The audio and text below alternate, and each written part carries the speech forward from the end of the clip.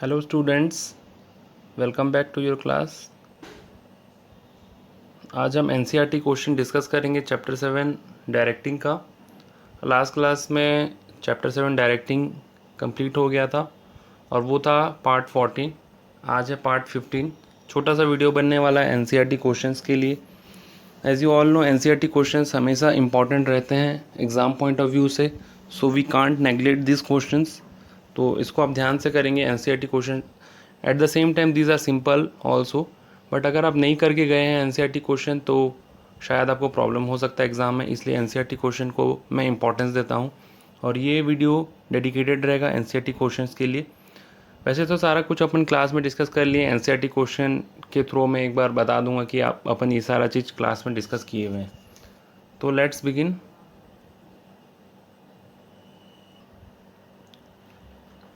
First one is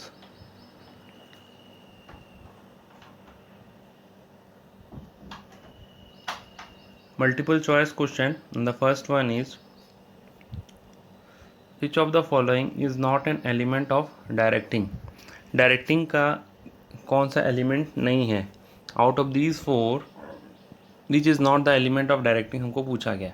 देखो, motivation element है directing का, है ना। कम्युनिकेशन भी है, सुपरविज़न भी है। बचा क्या? डेलीगेशन। डेलीगेशन के बारे में हम डायरेक्टिंग चैप्टर में कुछ पढ़े हैं? नहीं पढ़े हैं, तो delegation is not an element of directing.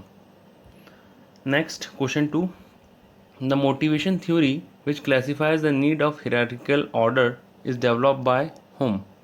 मतलब एक मोटिवेशन थ्योरी के बारे में पढ़े थे ना, कुल मिलाकर के चैप्टर 7 में तो एक ही थ्योरी पढ़े थे अपन। वो किनका था? उनका नाम पूछ रहा है। Fred Luthans, B Scott, C Abraham Maslow, D Peter F Drucker. तो सी होगा अब्राहम मैस्लो, अपन डिस्कस किए थे, इसको याद होगा।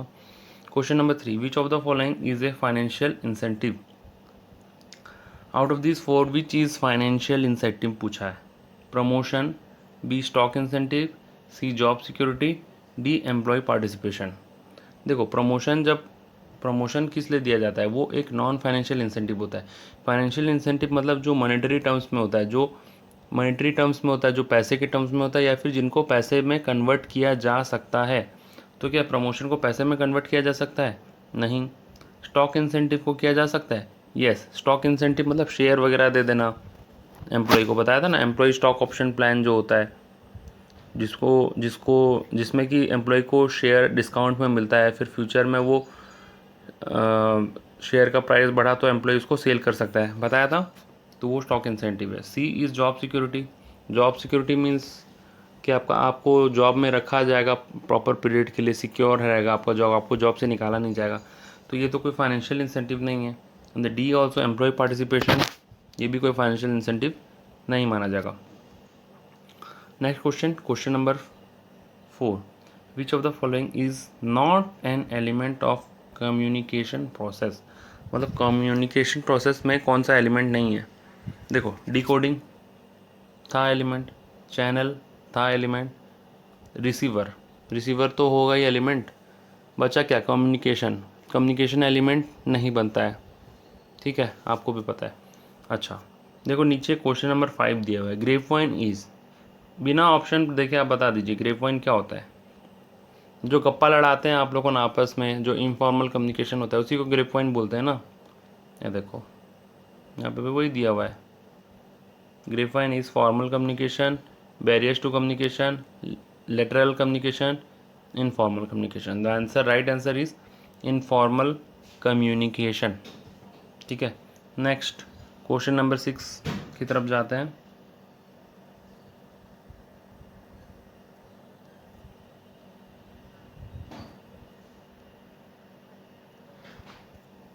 Status comes under the following type of barrier। Status किस बैरियर में आता है ये पूछा जा रहा है, ठीक है। मतलब अपन बैरियर्स टू कम्युनिकेशन पढ़े थे ना, ये बैरियर का मतलब वही है। कौन से बैरियर्स टू कम्युनिकेशन में आता है? तो सिमेंटिक बैरियर में तो वो आता है जो कि हम बोलना कुछ और चाहते हैं, समझ और कुछ जाता है इंसान। नॉन सिमेंटिक बैरियर हम पढ़े ही नहीं है। बी ऑर्गेनाइजेशनल बैरियर में अपन पढ़े थे कि इंसान जो बड़े पोस्ट का होता है उसको थोड़ा सा अपने आप में ईगो होता है, तो वो एक स्टेटस के नाम से एक बैरियर बनता है। तो the right answer will be organisational barrier. D भी देख लेते हैं ऑप्शन में क्या है, साइकोलॉजिकल बैरियर। साइकोलॉजिकल बैरियर मतलब इंसान दिमागी हालत से ठीक नहीं है, उसके दिमाग में कुछ और चल रहा है, तो स्टेटस ऑर्गेनाइजेशनल बैरियर बनेगा। ठीक है। Question number 7, the software company promoted by Narayan Murthy is. देखो आप, इसमें बोला है कि नारायण मूर्ति कौन सा सॉफ्टवेयर कंपनी प्रमोट किए थे। अब आप बोलेंगे ये अचानक से क्या क्वेश्चन आ गया, लेकिन ये एक एग्जाम्पल दिया गया था आपके डेमोक्रेटिक लीडरशिप स्टाइल में। ठीक है, कि नारायण मूर्ति किस टाइप के लीडर हैं, तो उसका आंसर था डेमोक्रेटिक लीडरशिप स्टाइल उनके अंदर में है, नारायण मूर्ति के अंदर में। तो उसी को ट्विस्ट करके पूछ दिया कि कौन सा कंपनी को नारायण मूर्ति ने प्रमोट किया था। A is Wipro, B is Infosys, C is Satyam, D is HCL। The right answer will be Infosys. इसके बारे में अगर आपको ज़्यादा जानना है तो आप गूगल कर लीजिए, गूगल में विकीपीडिया में आप पढ़ सकते हैं इनके बारे में। ठीक है, बाकी अपने बुक में जो दिया हुआ था सिर्फ इतना ही दिया हुआ था कि नारायण मूर्ति जो है डेमोक्रेटिक लीडर एक हैं, डेमोक्रेटिक लीडरशिप स्टाइल उनके अंदर में देखने को मिलता है। आगे बढ़ते हैं। Question number 8, the highest level need in the hierarchy of Abraham Maslow. याद है अब्राहम मैस्लो का एक पिरामिड अपन पढ़े थे, इसके बाद ये नीड, इसके बाद ये नीड, इसके बाद ये नीड, तो उसका सबसे ऊपर वाला नीड कौन सा था, सबसे हाईएस्ट। देखो सबसे पहले इंसान को चाहिए सेफ्टी नीड्स। याद है कि नहीं है कुछ, आई होप आपको याद होगा थोड़ा मोड़ा। सब सेफ्टी नीड्स पहले था ना, इंसान को सबसे पहले तो सेफ्टी चाहिए, है ना। उसके बाद क्या चाहिए, याद कीजिए, आपको याद करने का टाइम दे रहा हूँ, या नहीं याद है तो अपने टेक्स्ट में देखिए आके।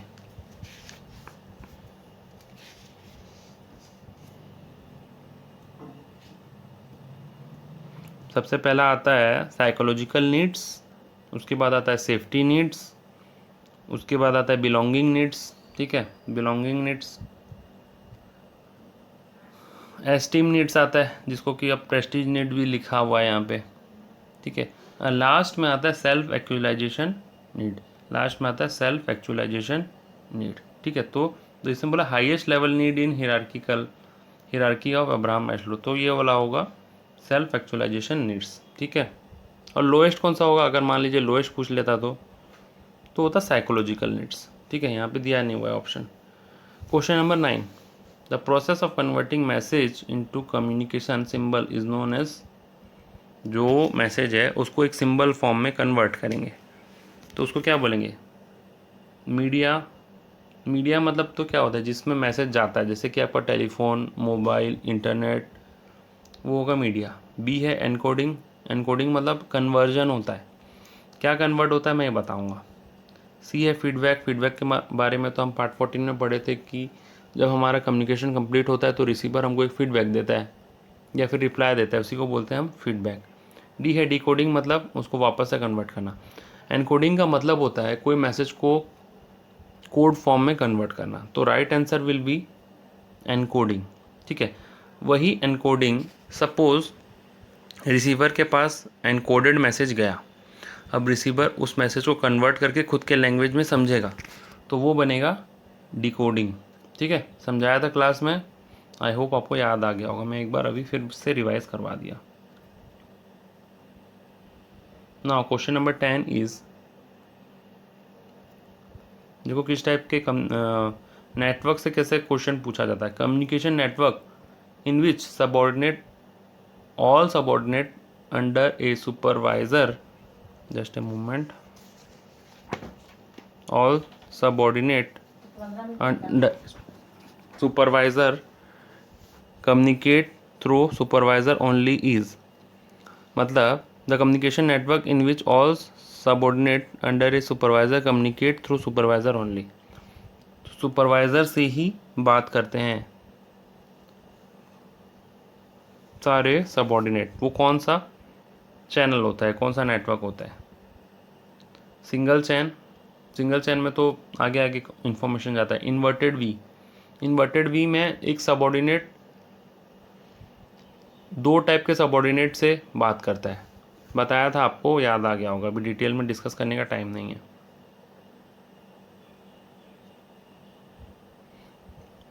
व्हील में एक सर्कल बनता है, इस टाइप का सर्कल, और फ्री फ्लो में तो कोई भी इंफॉर्मेशन कहीं पे भी जाता है। तो इसमें पूछा क्या, the communication network in which all subordinate under a supervisor communicate through a supervisor only is, मतलब व्हील कैसा था, ऐसा था ना।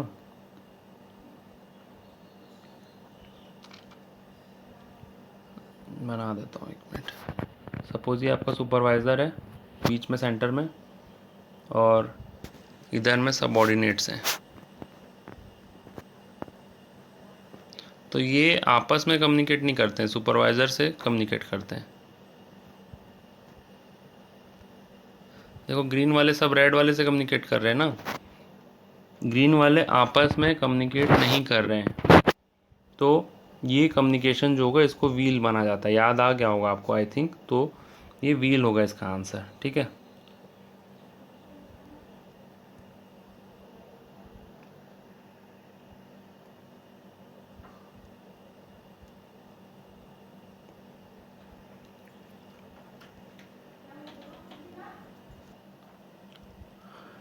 Next is short answer type questions.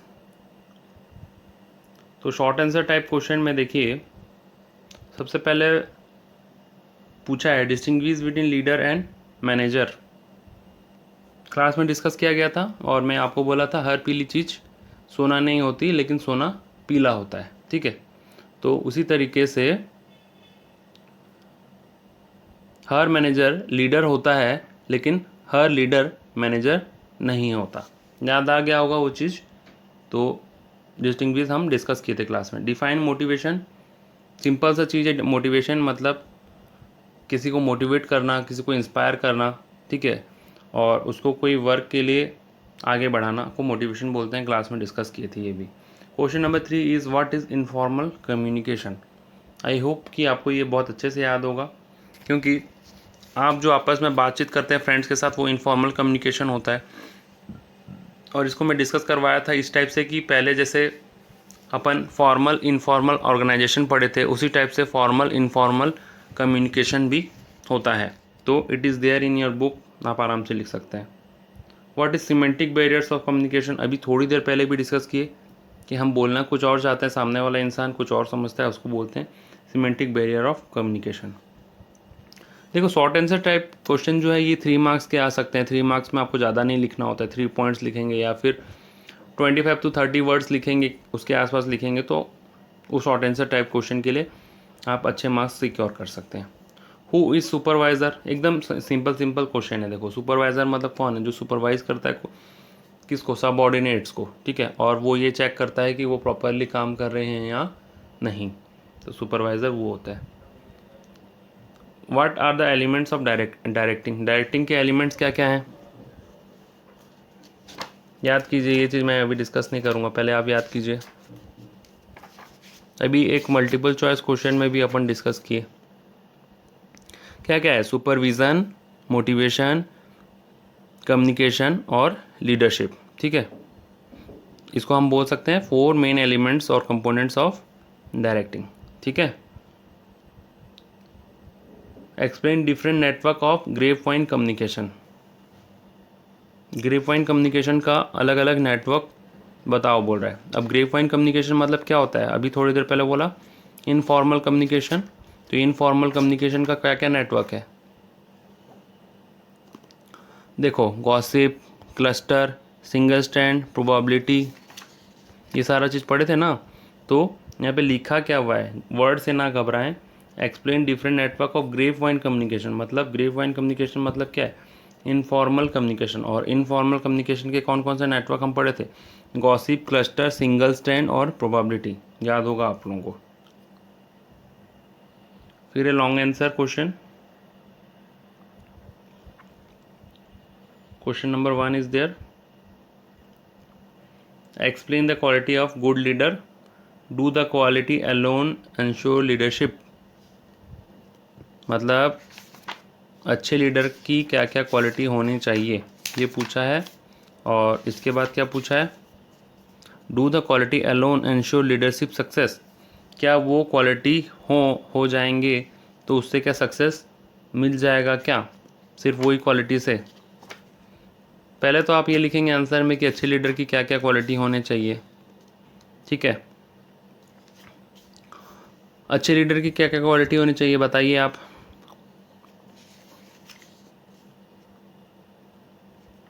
देखो अच्छा लीडर वो होता है जो कि,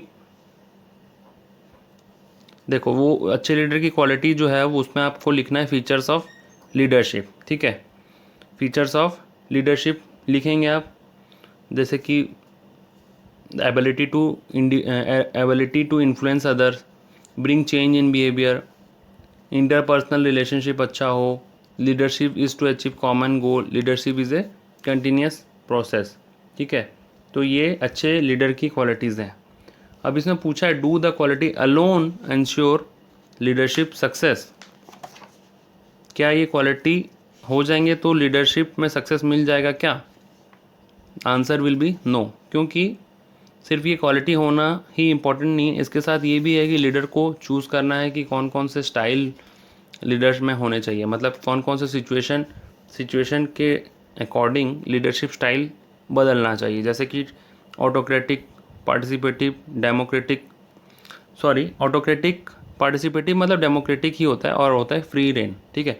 तो वो डिपेंडिंग अपॉन द सिचुएशन वो लीडर को अडॉप्ट करना चाहिए, और सिचुएशन को ध्यान में रखते हुए वो अपना लीडरशिप स्टाइल को चूज़ करके अपना काम को सक्सेसफुली कंप्लीट करवाना चाहिए, ठीक है।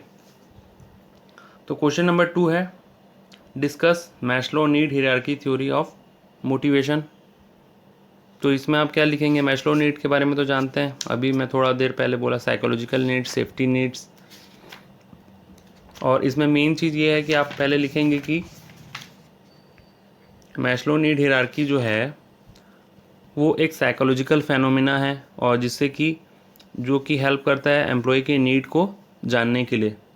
और एक बार एम्प्लॉय का एक नीड पूरा हो गया तो फिर वो नेक्स्ट हायर लेवल में चला जाता है, ठीक है। फिर उसके बाद आप डायग्राम भी बनाएंगे और लिखेंगे कि उसमें कौन कौन से नीड्स होते हैं। पहला है साइकोलॉजिकल नीड्स, दूसरा सेफ्टी नीड्स, तीसरा social needs, belonging needs, fourth है एस्टीम नीड्स, और फिफ्थ है सेल्फ एक्चुअलाइजेशन नीड्स, ठीक है। तो ये लॉन्ग आंसर जो क्वेश्चन होते हैं 6 मार्क्स के होते हैं, इसमें आप मिनिमम 5 to 6 पॉइंट्स लिखेंगे और एक्सप्लेनेशन भी देंगे प्रॉपर, और डायग्राम भी ज़रूर बनाएंगे 6 मार्क के क्वेश्चन में, ताकि आपको full out of full marks मिले। तो जो डायग्राम था पिरामिड वाला वो भी बना सकते हैं आप, या फिर नॉर्मल सिंपल डायग्राम भी बना सकते हैं जिसमें एरो एरो करके आप ऐसा शो कर सकते हैं, जिस टाइप से मैं बता देता हूँ आपको स्क्रीन में अभी। सपोज आपने पहला लिखा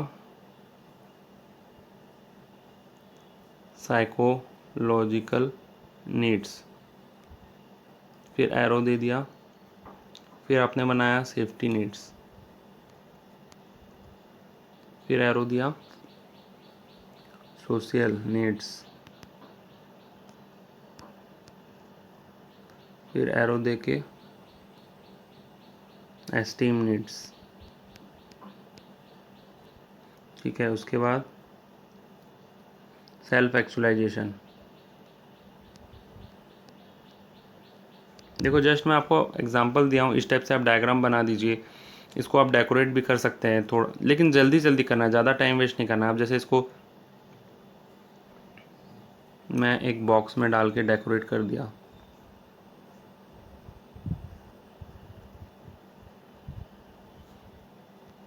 इसको आप प्रॉपरली करेंगे। मैं अभी क्लास में आपको जस्ट एक एग्जांपल दे रहा हूँ, ये एक पिरामिड टाइप का बना सकते हैं। यहाँ तो प्रॉपर स्पेस नहीं है बोल के यहाँ पे ऊपर पिरामिड नहीं बना। तो इस टाइप से आप अपने डायग्राम को प्रेजेंट करेंगे तो क्या एग्जामिनर जो है आपकी कॉपी को चेक करते वक्त आपको कुछ एक्स्ट्रा मार्क्स अलॉट कर देगा, ठीक है। And you all no half of mark और एक एक मार्क बन करके आपका बहुत सारा मार्क्स इकट्ठा हो जाएगा। बूंद बूंद से घड़ा भरता है, उसी टाइप से मार्क से आपका परसेंटेज बढ़ता है, ठीक है। तो डायग्राम ज़रूर बनाएंगे 6 मार्क के क्वेश्चन में। जब आपको लगेगा कि डायग्राम बना सकते हैं तो ज़रूर एक डायग्राम आप प्रेजेंट कीजिए, इससे एक अच्छा इंप्रेशन पड़ता है आपका एग्जामिनर के सामने। एक लेवल ऑफ क्लैरिटी पता चलता है कि बच्चा हर चीज़ में क्लियर है और the student is good student, और डेफिनेटली एग्जामिनर जो है आपको अच्छे मार्क्स अलॉट करेगा ही करेगा।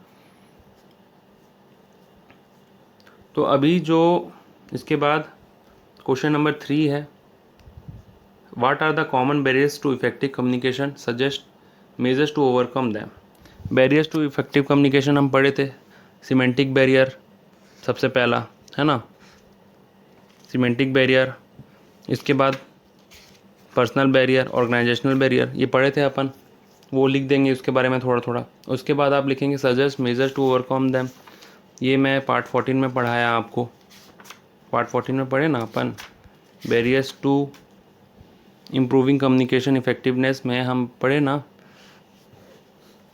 ऑन 4C2F12, याद है, वही चीज़ को आप लिखेंगे। 6 पॉइंट लिखेंगे आप, ये 6 मार्क का क्वेश्चन है ना, 6 पॉइंट लिखेंगे अच्छे से, जो आपको जोन से 6 पॉइंट अच्छे से आते हैं वो आप यहाँ प्रेजेंट करेंगे, ठीक है। तो ऑन 4C2F12 में याद करा दिया था आपको, इसमें से आप 6 पॉइंट उठा लीजिए जो आपको अच्छे से आते हैं, आप वो लिख दीजिए। वैसे तो ये टोटल 10 पॉइंट के हैं। Last question, explain different financial and non financial incentive used to motivate employees of a company. तो फाइनेंशियल नॉन फाइनेंशियल इंसेंटिव के बारे में अपन डिस्कस किए। फाइनेंशियल इंसेंटिव में होता है सैलरी, ठीक है, बोनस, स्टॉक ऑप्शन, वो सब फाइनेंशियल इंसेंटिव होता है। नॉन फाइनेंशियल में क्या होता है, जॉब सिक्योरिटी, ठीक है, जॉब सिक्योरिटी होता है, प्रमोशन होता है, ये सारा कुछ नॉन फाइनेंशियल इंसेंटिव होता है। तो ये सारे डिटेल में आप यहाँ पे एक्सप्लेन करेंगे, और ये भी एक्सप्लेन करेंगे कि फाइनेंशियल इंसेंटिव क्या होता है, नॉन फाइनेंशियल इंसेंटिव क्या होता है। सो इसी टाइप से आप अपने आंसर को प्रेजेंट करेंगे। ये थे डायरेक्ट क्वेश्चन, आगे हम केस स्टडी बेस्ड क्वेश्चन को भी एक क्लास लगाएंगे और डिस्कस करेंगे। मेरा आपसे रिक्वेस्ट है कि आप सारा इस चैप्टर का वीडियो 1 से लेके पार्ट 14 तक देखिए, उसके बाद ये क्लास करेंगे तो आपके लिए रेलिवेंट बनेगा। फिर आगे इसका केस स्टडी वाला क्वेश्चन भी मैं डिस्कस करवाऊँगा और रिवीजन क्लास भी प्रोवाइड करूँगा। चैप्टर 4 से लेकर के हर चैप्टर का ये सिलसिला इसी टाइप से चल रहा है, इसी टाइप का फॉर्मेट है। पहले मैं चैप्टर पढ़ाता हूँ, फिर एक रिवीजन क्लास देता हूँ। रिवीजन क्लास 30 to 40 मिनट्स का होता है, जिसमें कि पूरा चैप्टर आपका रिवाइज करवा दिया जाता है बहुत ही कम टाइम में और सारे एग्जाम्पल और एक्सप्लेनेशन के साथ। तो मैं सजेस्ट करूँगा आपको कि रिवीजन क्लास आप ज़रूर देखिए। हर चैप्टर का रिवीजन क्लास आपको यूट्यूब में इसी चैनल में मिल जाएगा और आपको बहुत ही ज़्यादा इससे फ़ायदा होने वाला है और बहुत फ़ायदा होगा इससे आपको, ठीक है। तो आप रिवीजन क्लास ज़रूर करें और ये क्लास को भी अच्छे से देखें, NCERT क्वेश्चन को भी अच्छे से करें। Thank you for watching this video, have a nice day, bye bye.